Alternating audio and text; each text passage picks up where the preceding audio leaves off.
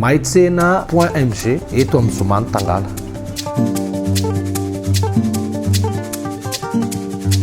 maitsena.mg dia orinasa SARL noforonina tamin'ny volana aogositra 2021 ary fantoka amin'ny resaka commerce électronique sy ny solution logicielle logistique.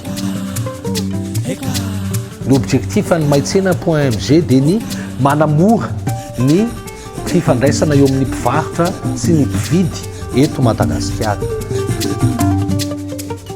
maitsena.mg dia hitanareo ery Ambaranjana cité des postes eto Antananarivo. Andalana mampiditra katalogy izay amin'izao ampidirana karazana entana marobe ho an'ny mpanjifa rehetra eraky Madagasikara. Momba ny promotion dia manasanareo izay anaraka tsy tapaka ny page Facebook sy ny site web ny maitsena.mg. Amin'ny volana Desambre 2024 no fankalazana ny faheritaonany ny asan'ny orinasa maitsena.mg.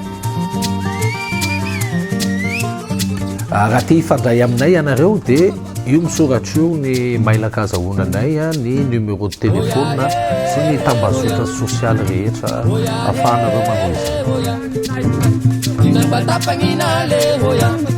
Ny fiara-miasa eo amin'ny coopérative Tangala Maitso sy ny orinasa maitsena.mg dia Zomany Tangala.